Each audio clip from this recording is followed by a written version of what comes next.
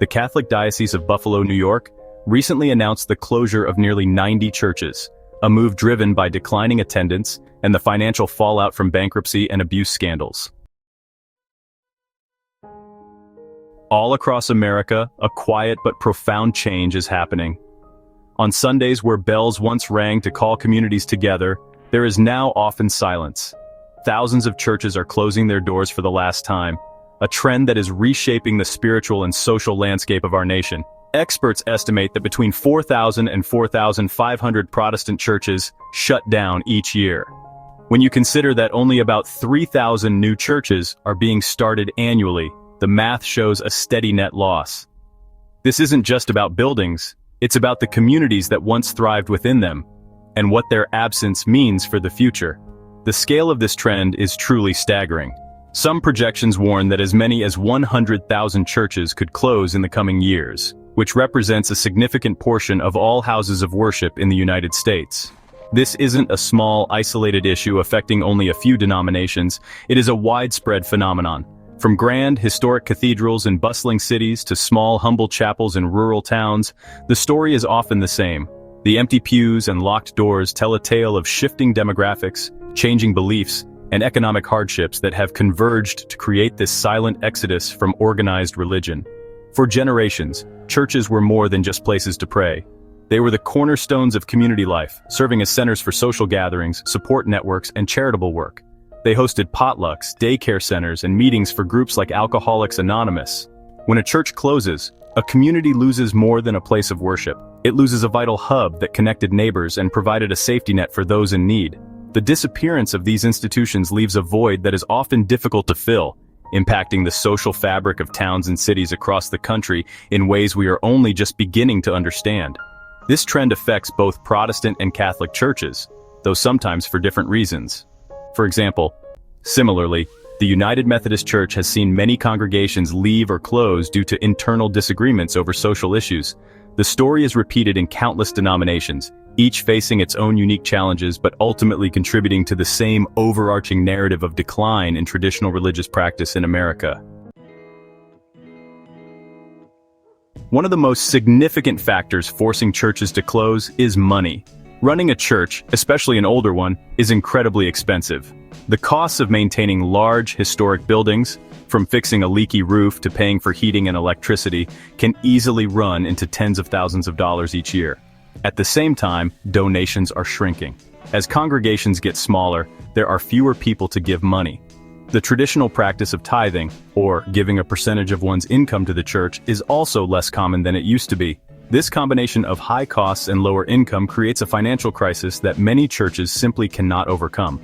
Another major challenge is a demographic one. The people who regularly attend church are getting older.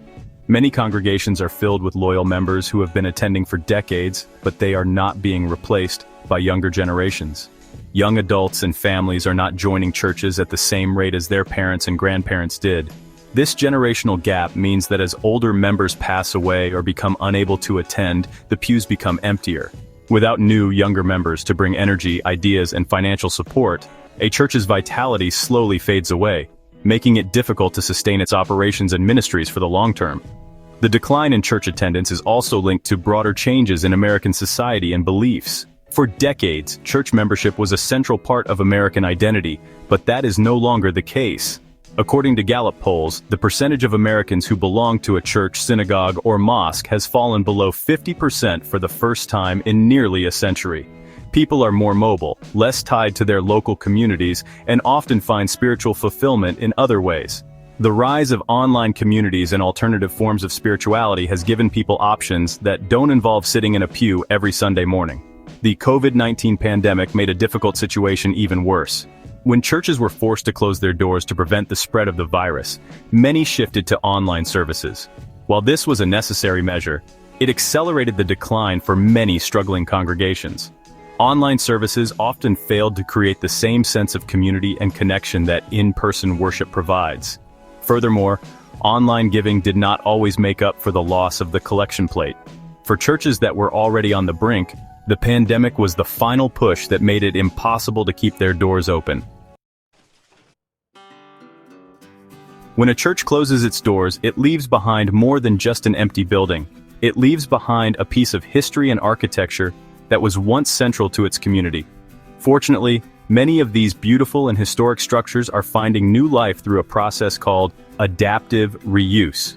Instead of being demolished, these former houses of worship are being transformed into something new that can continue to serve the public. This approach honors the building's past while giving it a sustainable future. Communities are getting creative, turning sacred spaces into vibrant new hubs for modern life, ensuring the buildings remain landmarks for generations to come. One of the most popular new uses for former churches is housing. With their high ceilings, large windows, and open floor plans, old churches can be converted into stunning and unique apartments or condominiums. This is especially important in cities where affordable housing is scarce. In states like California, new laws are even making it easier for religious organizations to build affordable housing on their property. By turning a closed church into homes, communities can address a critical social need while preserving a historic building. It's a solution that benefits everyone, providing much-needed housing while saving a beloved local landmark from the wrecking ball. Former churches are also being reborn as cultural centers and community spaces. The acoustics that were once perfect for choirs and organs are also ideal for concerts and performances. In Buffalo, New York, a former church was transformed into a popular music venue called Babeville.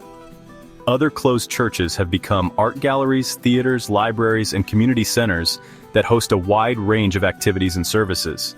These new uses ensure that the building continues to be a place where people can gather, connect, and enrich their lives, carrying on the spirit of community that the church originally fostered. Interestingly, while Christian churches are closing, the number of mosques in the United States is growing.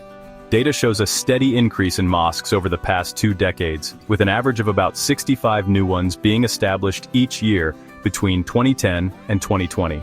This growth is largely driven by immigration and a growing Muslim population in the country. This contrast highlights the changing religious demographics of America. While one faith tradition is seeing its physical presence shrink, another is expanding its footprint, reflecting the diverse and evolving spiritual landscape of the nation and the different needs of various faith communities. For churches that want to avoid closing, the key to survival may be reinvention. The old model of waiting for people to show up on Sunday morning is no longer enough. To thrive in the 21st century, churches need to be proactive and find new ways to connect with people where they are. This might mean offering different styles of worship, creating strong online communities, or starting small group gatherings in homes or coffee shops. The goal is to move beyond the church walls and become a more integrated and accessible part of people's daily lives, offering spiritual guidance and community in formats that fit modern lifestyles. Focusing on community service is another powerful way for churches to stay relevant and vital. Instead of just focusing on Sunday services, churches can become indispensable community hubs by addressing the real-world needs of their neighbors. This could involve starting a food pantry, offering after-school programs for children, providing job training, or hosting mental health support groups. When a church becomes known as a place that genuinely cares for and serves everyone in the community, regardless of their beliefs, it builds goodwill and demonstrates its value in a tangible way. This service-oriented approach can attract new people and re-energize a congregation. Collaboration could also be a lifeline for many struggling congregations. Instead of competing for a dwindling number of members, churches could share resources and work together. This might mean 2 or 3 small congregations sharing a single building to reduce costs, or different denominations partnering on community outreach projects. By pooling their money, volunteers, and talents, churches can have a much greater impact than they could on their own. This spirit of unity and cooperation can help smaller churches survive and even thrive, creating a stronger, more resilient faith community for everyone involved in the process. Ultimately, the future of the American church depends on its ability to adapt. The world has changed, and religious institutions must change with it if they want to remain a meaningful part of society.